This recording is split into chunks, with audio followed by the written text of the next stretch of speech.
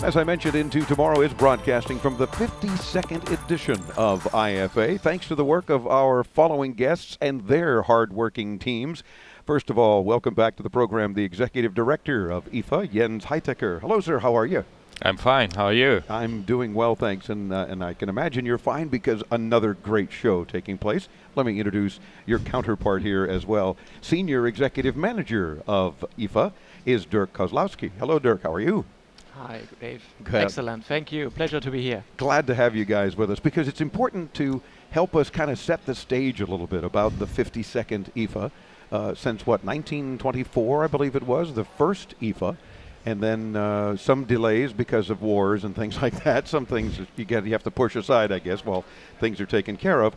And then it was every other year for a lot of years, as a lot of innovation was coming out of this part of the world, and certainly Germany innovative in many different ways with technology.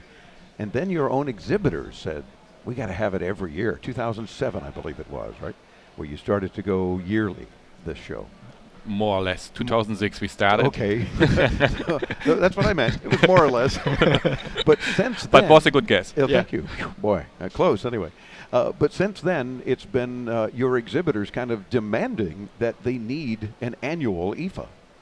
Indeed, because the market rhythm is annual, the rhythm of the retail is annual, and of course then we need an annual IFA. Yeah, and of course this show, unlike others, is before the holidays, so there's time for people to see and experience new technology, new products. For the last 5 years here at IFA, new home appliances as well, and invest in them in time for Christmas and any holidays that they might be celebrating. Apparently that has become a major part of the show. Absolutely. It takes a while to order new products, of course, to put them in store, especially for the European and global retailers. And this kind of opportunities and possibilities we are delivering at IFA, because they have a so-called pre-listing system here.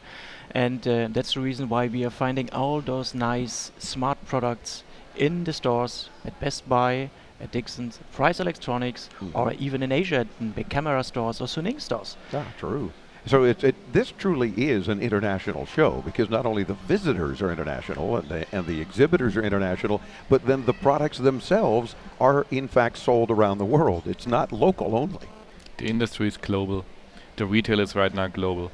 The media are global, as you see. Yes, that's true. And in spite of our efforts to not have to fly so much, we too are global. And indeed, now IFA is global as well. Now, how do you deal with the space here at IFA? Because you've already got, is it 28 halls that are just full of exhibits and so many things going on, and we're seeing construction, rather large area of construction. Tell me that's going to be yet another hall. That's the biggest matter we have.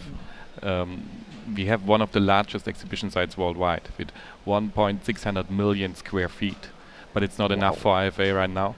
We need another hall, and in 2 years, by 2014, we will have 150,000 square feet more for our exhibitors, and we're quite optimistic that this hall will be filled very soon. Oh, no doubt. In fact, I'm sure people would rather camp out in the area where the construction is and have a tent to be able to show product, because there's no more space, and they're demanding it. And you know, just for statistical reasons, so far we are having and we are covering 42 halls here at IFA, and 16 halls out of 42 halls are covering more than 6,000 square meters. Whoa. So that's a lot of space and a lot of product. And not enough. We have the outdoor area. Don't forget it. It's very special in this year's IFA. We have a lot of exhibitors outside of the halls, because we don't have any place anymore in the hall. and yet this is one of the biggest places in the world to have a trade show. Absolutely. And if I remember right, the kind of space that stands for the innovation and of course the investments of the industry, because that pays off at the end, and not the number of exhibitors, right?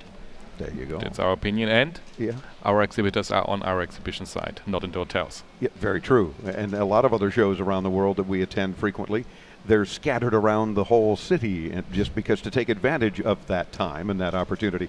But they're all here, not exhibiting elsewhere, and other shows counting them as exhibitors because they're not on the show floor. How are they exhibiting at your show? Therefore, we are all profiting, Dave. You and your crew as well, as the organizers, and of course all the other medias. That's true. They have it all in one place, even though it's a very huge place. the 5th anniversary of having home appliances here at IFA. Talk about an area that has grown. We've watched it the last 5 years here, you know, from one spot at one part of one hall, and now how many halls is it? Chris and I today were shooting video and walking through 4 halls at least, and oh look, 4 more home appliances. You have seen only the half of. The only half of it. No doubt about that. Now, some American bloggers as well, we're noticing as we're here in Berlin, are writing that IFA is the biggest show of its kind in the world.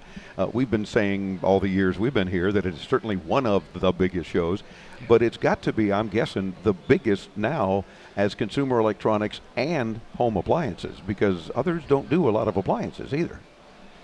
Yeah. Exactly. And honestly, big is just one criteria, but usually we are talking about not just the dimension, we are talking about, let's say, the impact of the show, the impact of the media business and the entire retail business, and that's much more significant for us as trade show organizers. Very true. And of course, we are very pleased that we get this confirmation by American media, because it's often difficult for them to understand the European market, the size of the European market, and to see it here in Berlin and confirm that it's at least on its kind the largest show. Yeah. Oh, for sure. Well, we are pleased. Our legs hurt more here because there's a lot of space to cover, and that's a good thing, you know, for you as well.